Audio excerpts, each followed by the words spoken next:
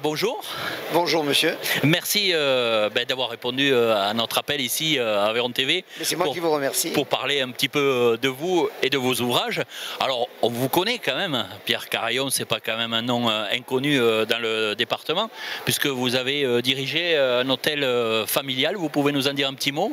Oui, avec grand plaisir, mais il faut pas, je ne mérite pas toutes ces félicitations parce que je n'étais que la quatrième génération qui prenait la suite de l'hôtel Carayon. Ça datait de 4 générations. Alors évidemment, j'ai eu une période où j'ai été très déçu quand mes enfants ont décidé, alors qu'ils avaient fait l'école hôtelière, de ne pas continuer.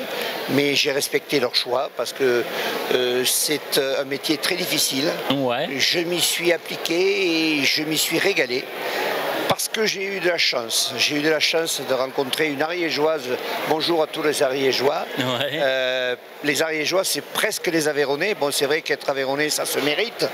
Mais les Ariégeois aussi, quand les Ariégeois aussi. Et donc, j'ai eu ma femme, à qui je fais un petit coucou, qui m'a beaucoup aidé. J'ai eu cette chance énorme. Alors, c'est mon frère qui avait, disons, 11 ans de plus que moi, qui éventuellement devait reprendre l'affaire. Alors moi je suis parti vers d'autres cieux, je suis allé à Paris, j'ai travaillé chez Maxime, d'ailleurs vous avez vu, vous me voyez servir Michel Morgan, Louis de Funès, etc. On aura l'occasion d'en reparler tout à l'heure justement.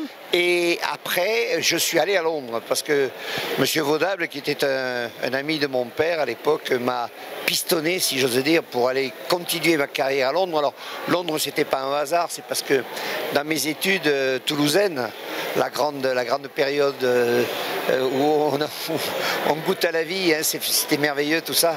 J'avais pas 20 ans même. Eh ben, j'ai fait une licence d'anglais, je suis titulaire d'une licence d'anglais et maintenant j'apprends l'anglais à mes petits-enfants. D'accord. Donc j'étais à Londres en train de profiter de la vie, c'est le cas de le dire.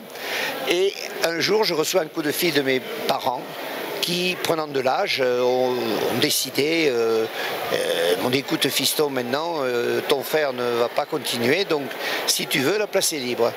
Alors comme j'avais quelques problèmes conjoncturels avec ma fiancée de l'époque, avec qui je n'avais pas d'enfant, on n'était pas mariés, disons que ça tombait à pic. Je suis reparti de Londres en laissant, j'allais dire, armes et bagages, et j'y suis jamais retourné. Je suis resté dans mon village de Saint-Cernin et j'ai vécu une merveilleuse vie. Je suis très fier d'avoir fait ce que j'ai fait. Je ne suis pas un héros, mais je crois que j'ai contribué largement au développement touristique de notre département. Et je remercie d'ailleurs tout mon personnel et tous les gens qui m'ont aidé. Alors, vous avez pris la retraite en 2018, si mes chiffres sont bons. Et depuis, vous vous êtes lancé dans le livre, dans l'écriture, on va dire. Voilà. Alors, je vous reprends, excusez-moi, mais je ne me suis pas lancé parce que j'ai toujours écrit dans ma vie. D'accord, vous avez toujours... Ça vient de ma formation, si vous voulez, bon, sans prétention, je ne suis pas une universitaire confirmée, mais j'ai toujours écrit. Et j'ai toujours eu cette passion de l'écriture qui, d'ailleurs, me confère un style particulier avec le slam. Le slam, oui. C'est pas de la prose, hein, c'est de la poésie. Et donc, si vous voulez, j'ai décidé de me lancer là-dedans après la vente de l'hôtel en 2018. Alors, je ne vais pas parler de la vente de l'hôtel Carayon parce que pour moi, c'est de mauvais souvenirs. Mes repreneurs n'ont pas su faire ce métier qui est difficile. Hein. C'est un métier, il faut d'abord l'aimer, comme tous les métiers certainement, mais il faut le connaître. Et bon, n'y revenons pas, depuis 2018, je jouis d'une retraite et j'en suis très heureux avec mes petits-enfants, mon épouse. J'habite à Albi maintenant, j'ai un petit peu trahi mon département, mais mon cœur reste Rouergue. D'accord. Alors, vous pouvez nous parler des différents ouvrages. Par exemple, j'en ai vu un, je pense que c'est celui de 2024, Sardou sans tabou. Sardou sans tabou. Alors pourquoi? Bon, d'abord, avant de vous parler de Sardou, je résume très brièvement. J'en ai fait 12. Hein. Oui. J'en ai fait 12, alors ça va. Mai 68, j'avais 18 ans. D'accord. L'époque où, excusez-moi les jeunes, mais on est un petit peu couillon comme on dit dans l'Aveyron. J'étais un homme de gauche, j'étais avec Cohn-Bendit, j'étais avec Gesmar, j'étais avec tous ces grands noms de la Révolution, quelque part, pas 1789, mais bon. Et puis après, je me suis assagi et j'ai écrit, alors le titre déjà a été primé de ce livre sur mai 68. Je l'avais intitulé « Mes années contestataires et révolutionnaires ». Alors, contestataire, je l'avais écrit TE2RE. D'accord. Et puis après, j'ai mis TAIRE. Pourquoi? Parce que je vous rappelle qu'à l'époque, il était interdit d'interdire, il fallait fermer, se taire. Voilà. Alors ça a été mai 68. Après, j'ai fait un merveilleux livre sur De Gaulle. Vous voyez, je suis devenu gaulliste après. C'est carrément une palidonie complète. On change complètement d'avis. Ben, ça, c'est la jeunesse. Hein. Quand on est jeune, on est un peu... Et puis après, j'ai vécu... Alors là, je suis très fier d'avoir fait ce... Surtout depuis que je suis devenu tarné par, disons, je suis à la retraite, j'habite Albi maintenant. Et donc, j'ai écrit un livre sur Jean Jaurès. D'ailleurs, je serai à Castres, parce que figurez-vous, ça c'est un secret que personne ne sache, mais jeudi prochain, le 31, c'est mon anniversaire. D'accord. Mais le 31 juillet, c'est surtout l'anniversaire de la mort de notre grand Tarnais, né à Castres, Jean Jaurès. Et je suis très fier d'avoir écrit ce livre qui m'a été préfacé par mon ami, le président du département, qui sera d'ailleurs présent à la cérémonie. Et après, je suis passé à Sardou. Alors j'en reviens à Sardou. Pourquoi Sardou? Ben, Sardou parce que d'abord c'est mon idole. Je parle artistiquement parlant. Oui. Et après, ça correspond à ce qu'a été un petit peu ma vie ou ce que je viens de vous retracer, c'est-à-dire une contradiction totale. Hein, Sardou, c'est « je suis pour la peine de mort ». Tout à fait. C'est « j'ai envie de violer les femmes ». Oui. Alors, chacun prendra ce qu'il... Hein. Bon, c'est quelqu'un qui a été, je vous rappelle, rescapé, si j'ose dire, parce qu'il a failli mourir plusieurs fois. Hein, tout à fait, il a eu des menaces de mort. Des menaces de mort, etc. Fait, oui. Bon, un héros aussi de cette France profonde travailleuse. Je vous rappelle qu'il a été porté en triomphe par les ouvriers cégétistes de La Rochelle, à l'occasion de ne m'appeler plus jamais France. Tout à fait. Bon, on va arrêter là sur Sardou, mais bon, c'est quelqu'un qui m'a toujours intéressé, que j'ai eu la chance de rencontrer. Bon, après, on l'aime ou on l'aime pas. La quatrième de couverture est assez révélatrice de cet homme. C'est-à-dire que c'est un homme qui a toute sa vie, en dehors de son talent, qui m'a séduit, qui a été plein de contradictions, et je le respecte. D'accord. Et je l'aime. D'accord. Alors écoutez, quand j'ai regardé, j'ai vu que vous aviez rencontré plein de personnes. Vous avez cité tout à l'heure Louis de Funès, mais on voit Lino Ventura, on voit Galabru, enfin on voit beaucoup de personnalités. Est-ce que dans tout ça, il y en a une qui vous a marqué plus particulièrement? Alors je vais vous dire un secret, puisque nous sommes que tous les deux, personne ne nous entend. Oui, tout à fait, personne ne personne ne nous entend, ne le répétez pas. J'ai rencontré des gens merveilleux. J'ai rencontré des gens contradictoires. J'ai rencontré un monsieur que vous ne verrez jamais sourire au cinéma, qui était avec Odette, son épouse, Lino Ventura. Ouais. Ces gars-là sont arrivés chez nous par pur hasard. L'hôtel était complet, mais lorsque je l'ai reconnu, je me suis débrouillé à déloger un client qu'il n'a jamais su d'ailleurs, pour lui donner la chambre. Ils sont restés 3 jours. Ils ont terminé leur pèlerinage aveyronnais en allant à Montauban, voir les tontons flingueurs, vous savez. Oui.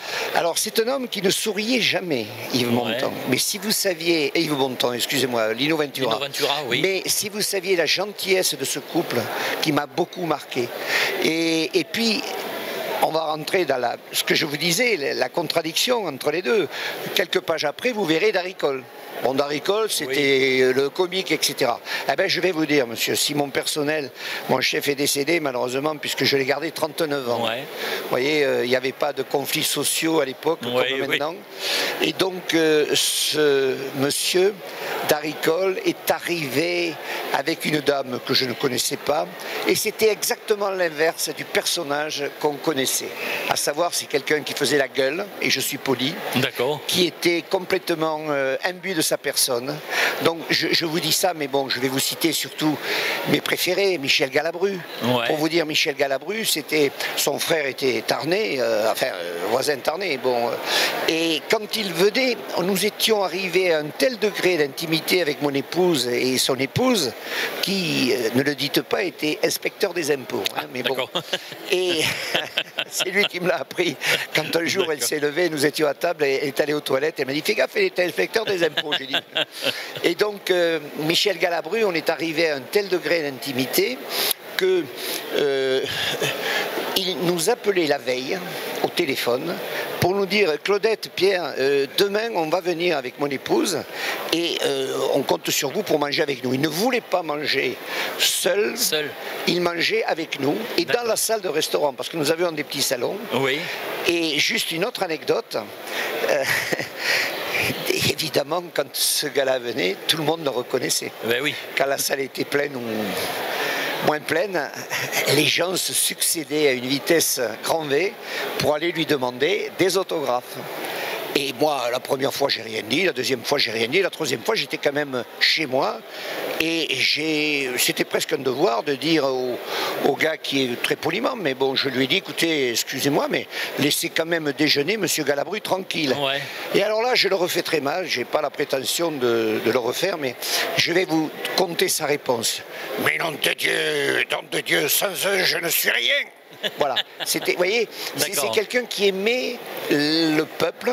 Bon, si on connaît la vie après, bon, c'est des gens qui ont été célèbres un peu comme De Funès d'ailleurs, très tardivement, qui ont toujours été préoccupés par des problèmes d'argent. Alors Michel Galabru, Michel Serrault, alors juste Michel Serrault, une anecdote. Michel Serrault, figurez-vous que je mets, parce que quand vous mettez quelque chose sur un bouquin, il faut quand même le prouver. Oui. Et Michel Serrault a couché dans le lit de ma belle-mère. Alors là, ça fait sourire tout le monde. Heureusement, on n'est que tous les deux. Alors. Oui, on n'est que tous les deux. Mais c'est vrai, je vais vous dire pourquoi. Parce que l'hôtel était complet.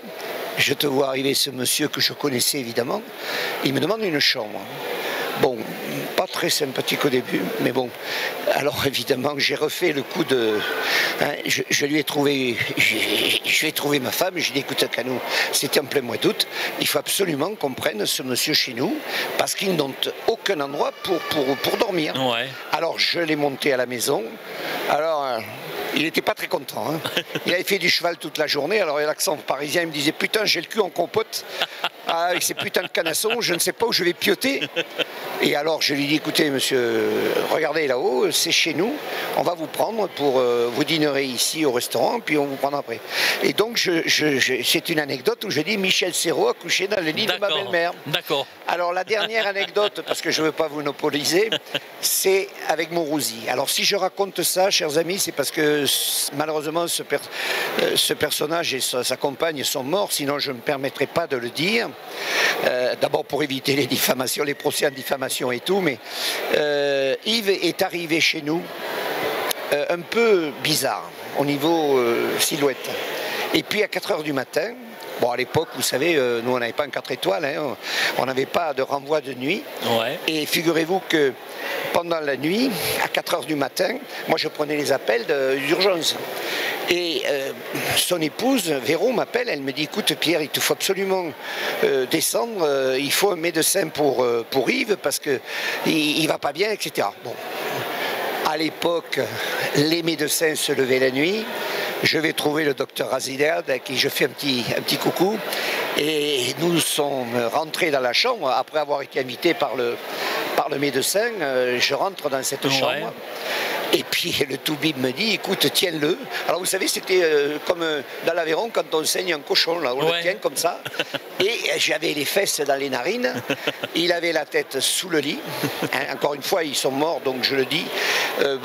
Son épouse était, je l'ai regardé, mais là c'était complètement différent. C'était beaucoup plus beau à voir, voyez-vous. C'est une anecdote. Et le matin, à 6 h du matin, je faisais l'ouverture à l'époque. Morosi, comment ça va Pierre, tu as bien dormi? Il se souvenait de rien. D'accord. En fait, Je me rappelle encore quand je suis rentré à la chambre, je ne suis pas un spécialiste de ça parce que grâce à Dieu, j'en ai jamais touché, mais il y avait une espèce de source de chaleur, là, une espèce de bougie, une cuillère, et je pense que c'était de l'héroïne ou en fait une préparation assez... Voilà.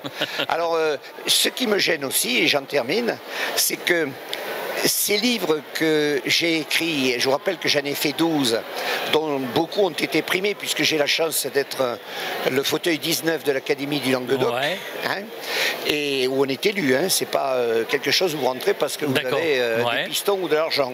Et donc, ce qui me gêne, quelque part, au fond de moi-même, et je vous en fais la confession, mais encore une fois, ne le dites à personne,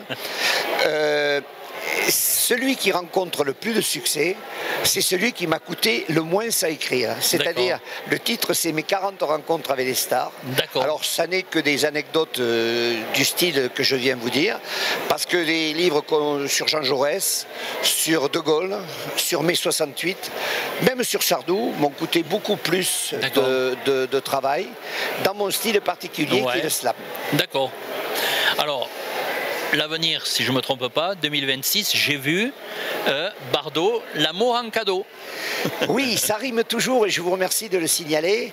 Ben, Brigitte Bardot, comme je dis sur la 4e de couverture, elle a beaucoup influencé ma libido. Hein. Vous voyez ce que je veux dire? Oui. Et c'était pas un péché parce que c'était la plus belle femme du monde. Ouais. Alors bon, je l'ai vue à la télé dernièrement. Le livre est en train d'être écrit. Je bouge pas parce que je vais pas attendre qu'elle meure. C'est pas ce que je veux dire, mais c'est un peu différent quand vous écrivez quelque. Pour Sardou, j'ai pris beaucoup de précautions. Ouais. Parce que par exemple, quand il est venu chanter à Toulouse, peu de gens le savent, mais je peux vous le dire puisque c'est vrai.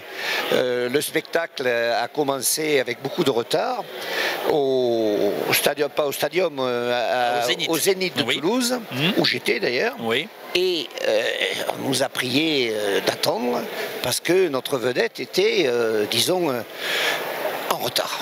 Vous savez pourquoi il était en retard? Et je peux le dire puisque c'est vrai. Parce que ce monsieur avait oublié sa lotion capillaire, dont nous n'avons, je n'ai jamais connu la marque de cette lotion. Ce que je sais, c'est qu'il y a une dizaine de Toulousains de l'hôtel où il était, que je connais bien, et même du Zénith qui sont partis pour le dépanner. Et après, il nous a fait un magnifique spectacle.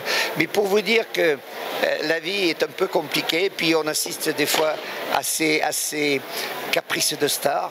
Mais quand on aime quelqu'un, on lui pardonne. Tout à fait.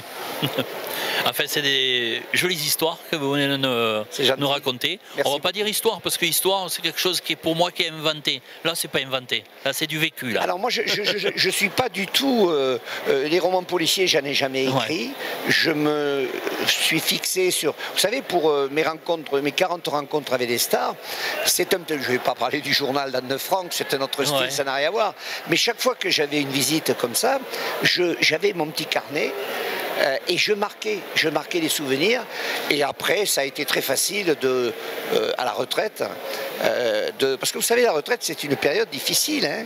Quand vous êtes débordé comme je l'étais, que le téléphone vous emmerde, n'ayons pas peur des mots, ben, le jour où vous êtes à la retraite, il ne sonne plus. Alors, on voudrait qu'il sonne un peu plus. Ma femme est ravie parce que... Et donc, je suis content de m'être reconverti dans ce secteur littéraire qui a toujours eu ma préférence, puisque j'ai eu la chance de fréquenter la faculté de Toulouse dont je suis diplômé, et maintenant l'Académie. Et ça me fait très très plaisir parce que ça prouve qu'il n'y a pas que les intellectuels de haut niveau qui peuvent parler de ça. Tout à fait. Voilà. Tout à fait. Ben, c'est pour ça que vous êtes venu nous raconter un petit peu tout ça, et c'est avec plaisir qu'on vous a écouté. Eh bien, je vous remercie, mais je voudrais terminer, et je ne peux pas terminer sans penser à remercier Michel Lombard. Oui, tout à fait. Parce que le président le dit du festival. Absolument. Voilà. Pourquoi? Ben, tout simplement parce que je crois que mes nombreux auteurs, autrices ne se rendent pas compte que pour avoir du monde comme on l'a aujourd'hui dans notre Fouillade, il faut organiser tout ça, le penser, le faire savoir. Alors j'ai la chance au mois d'août d'être l'invité d'honneur au salon de la Ramière. Je ne sais pas si vous connaissez la Ramière. Oui. Et je serai l'invité d'honneur. D'accord. Donc je vais essayer de m'en montrer digne et je vous remercie de votre présence. Si vous le pouvez, je serai à votre disposition. Mais au moins ne racontez pas tous les secrets que je vous ai dit. Voilà. Mais ça restait qu'entre nous deux. Ça reste entre nous. Voilà. Merci beaucoup Pierre d'être venu nous raconter tout ça. Patrick. Et au plaisir de se revoir. Avec Merci. plaisir. Au revoir. Merci beaucoup.